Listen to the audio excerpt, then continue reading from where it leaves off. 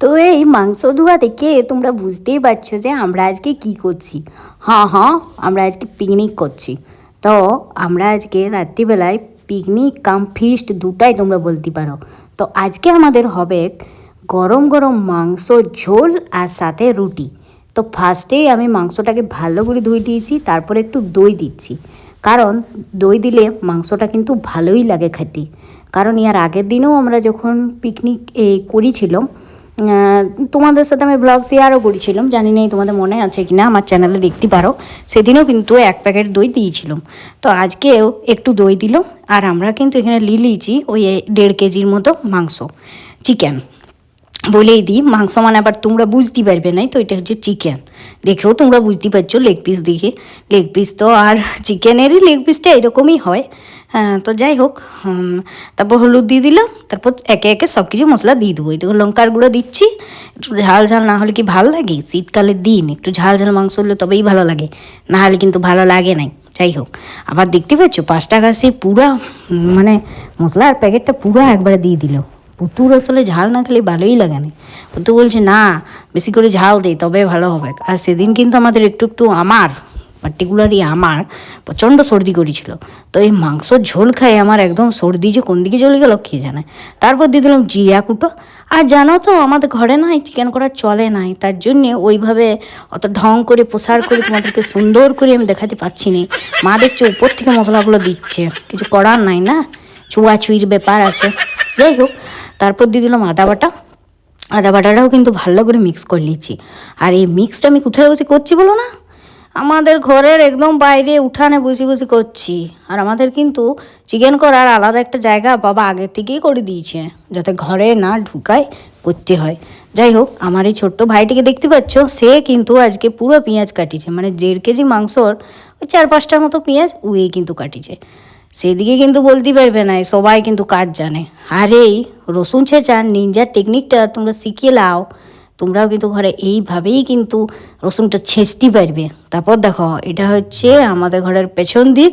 তো সুন্দর করে এরকম করে দেখতে পাচ্ছ, খামারটাকে সুন্দরভাবে করা আছে। এটাকে কিন্তু খামার বলে, মানে আমাদের এখানে ধান টান হয় আর কি, ধান টান তুললি নিয়ে আসে। তো এখানেই কিন্তু আমরা একটা ছোটোখাটো ইট দিয়ে উনান করে নিয়েছি, ঠিক আছে। তো তারপরে এখানে বস্তা বাঁধে আমি কিন্তু ব্যাপারটাকে একটু বেশ ভালো অ্যাস্থেটিক করছি আর কি, যতটা পাচ্ছি। মানে এগুলো তো বুঝতেই পারছো, এগুলো গ্রামেগঞ্জে ছাড়া এগুলো দেখা যায় নাই। তো সেই গ্রামেগঞ্জের ব্যাপারটাকে একটু তুলে ধরার আমি চেষ্টা করেছি। সেটাও বলতে পারো একটু ভিডিওর পারপাসেই, যে এইভাবে ভিডিওটা যদি করি তাহলে হয়তো তোমাদের ভালো লাগবে। এরকমভাবে আমরা করতাম সেই ছোটোবেলাতে, তারপর থেকে আর করা সত্যি কোথায় হয় নাই, এখন আবার করছি। আর এই পেছন দিকে আমরা একটা হ্যালোজিন লাইট লাগাই দিয়েছি। আর সকাল থেকে কিন্তু এই জায়গাটা ভালো করে আমরা নিজেরাই কিন্তু পরিষ্কার করেছি, কেউ কিন্তু পরিষ্কার করে দিতে আসে নাই। তারপর যাই হোক, নিজেরা উনানটা ধরাতে পারছিলাম না, তো কাকিমা আছে আমাদের উনানটা ভালো করে ধরাই দিল। আর এই দেখো খেপা ঋতু রূপও আছে, তো চলো পুতুও আছে। আমাদের রান্নাটা যে কীভাবে করা হবে সেটা আর রিজু সবাইকে ইনস্ট্রাকশন দিচ্ছে, কীভাবে মাংসটা করতে হবে, কখন কি মশলা দিতে হবে, কখন কি দিতে হবে, এইসব বলছে। তো যাই হোক, ও কিন্তু মাংসটা রান্না ভালোই করে, বললে হবে নাই। পেঁয়াজটা দিয়ে দিল। তো একে একে মাংস তো ম্যারিনেশন করাই আছে, নুনটা শুধু দিবে আর অল্প চিনি দিয়ে দিল কালারের জন্য, ব্যাস এইটুকু। রান্নাম্যান না না বলে ডিপার্টমেন্টারি লয় মাংস স্পেশালিস্ট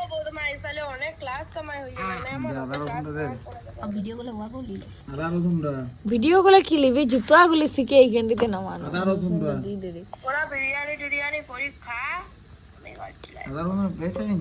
না সালা রসুন পেঁয়াজ আমাদের কিন্তু ভাজা হয়ে গেছে, সাথে আমরা টমেটোটাও দিয়ে দিয়েছি। এবার চলো মাংসটাও দিয়ে দিয়েছি। ওইভাবে তার দেখাতে পারলেও নাই, তারপর আমি ব্যস্ত হয়ে পড়েছিলাম। তো তারপরে মাংসটা একদম ফুটছে, সেটি তোমাদেরকে দেখালাম। এই দেখো মারধর শুরু হয়ে গেছে। একজন লয় 4জন লোক লাগে মাংস রান্না করতে, দেখতে পাচ্ছ। আর ওই দেখো কড়াইটার নিচে কিন্তু একটু মাটি দিয়ে দেওয়া হয়েছে। এতে কি হয় বলো তো,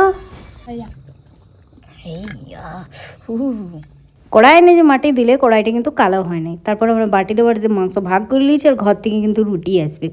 তো আমাদের ঘরের লোক খুবই বিরক্তি হচ্ছিল, কারণ এই জিনিসগুলো ওদের ভালো লাগছিল না। তো আবার বাইরে বসে সাপ খোপ হ্যান ত্যান ঘরের পেছন দিকে হ্যালোজিন লাগায়, কিন্তু তাও আমরা করছি, আমাদের তো সবেতেই হুচুক। আর এই রুটিটা সাথে এই মাংসটার ঝোলটা ওরে মারাত্মক হয়েছিল। খাওয়া দাওয়ার পর একটু আগুন পোয়া নিচ্ছি। ফার্স্টে চলছে একটু আগুন পোয়ানো, প্রচুর আগুন। লাস্টে চলছে একটু ফ্রেন্ডস আগুন পোয়ানো। আগুন পোয়ানো নিয়ে ঝামেলা হচ্ছে।